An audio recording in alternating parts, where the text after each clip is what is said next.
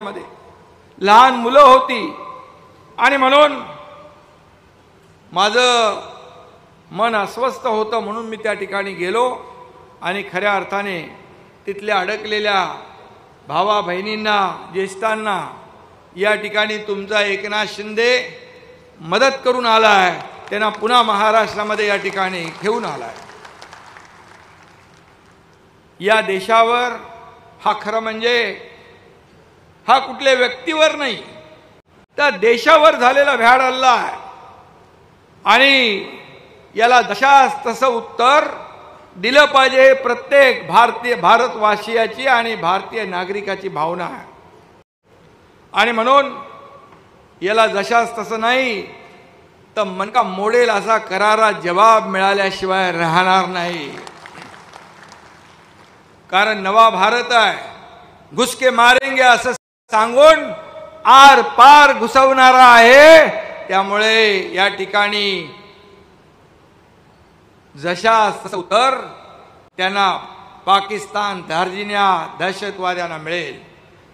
आज आणि काल देखील परवा आदरणीय देशाचे प्रधानमंत्री मोदी साहेबांनी गृहमंत्री अमित शाह साहेबांना तिकडे पाठवलं, ते जखमींची विचारपूस केली, तिथल्या लोकांना भेटले, तिथे सुरक्षेचा आढावा घेतला आणि आज देखील या देशाचे प्रधानमंत्री नरेंद्र मोदीजी यांनी सांगितलं, विचार करण्याच्या पलीकडे, कल्पनेच्या पलीकडे या ठिकाणी पाकिस्तानला धडा शिकवल्याशिवाय राहणार नाही, अशा प्रकारचं वक्तव्य त्यांनी केलं। हीच भावना प्रत्येक देशवासियाची आहे।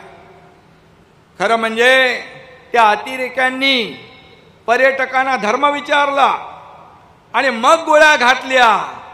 धर्म विचारला, धर्म, आणि तुम्हारा मजहब क्या है, कलमा पढ़कर दिखाओ असं म्हटलं। आणि म्हणून मी जेव्हा त्या दुर्घटनाग्रस्त लोकांना, त्या आपत्तीग्रस्त लोकांना भेटलो तेव्हा त्यांच्या डोळ्यामध्ये मी अश्रूही पाहिले आणि त्यांनी ज्या गोष्टी सांगितल्या त्या रक्त उसळवणाऱ्या आहे। असल्या लोकांना चोख उत्तर या ठिकाणी दिलं जाईल, ही प्रत्येक देशवासियाची इच्छा आहे। आणि मी देखील आपल्याला सांगू इच्छितो की या पाकिस्तानला धडा शिकवण्याचा निर्णय आपल्या प्रधानमंत्री महोदयांनी घेतलेला आहे।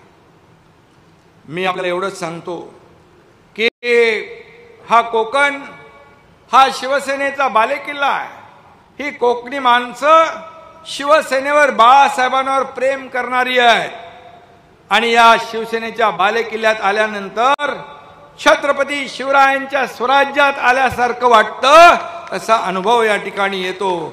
आणि म्हणून हा भगवा इथे डौलाने फडकतोय। या भगव्यासाठी जान कुर्बान करणारे कोकणातले शिवसैनिक हे भगव्याचे वारसदार आहेत।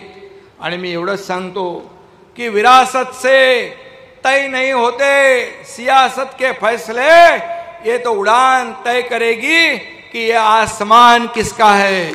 आणि म्हणून आपले ज्येष्ठ नेते नारायण राणे साहेबांचे सुपुत्र निलेश राणे यांच्या खांद्यावर शिवसेनेचा भगवा आहे।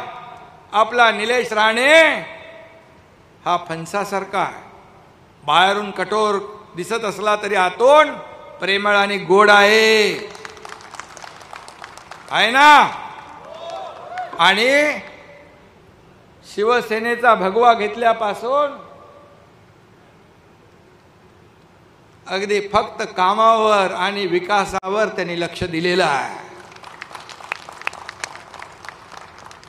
आणि म्हणून मी आपल्याला एवढंच सांगतो की निलेश या भागाचा आमदार आहे आणि त्याचे रक्त भगवा आहे। राणे साहेब बाळासाहेबांच्या मुशीत घडलेले आहेत आणि त्यांचा तो चिरंजीव आहे, याचा मला अभिमान आहे। आणि म्हणून या ठिकाणी एवढंच सांगतो की स्वाभिमानाने पेटून उठलेला, अडीअडचणीला धावून जाणारा तो खरा शिवसैनिक आहे. आणि म्हणून या कोकणामध्ये आपण पाहिलं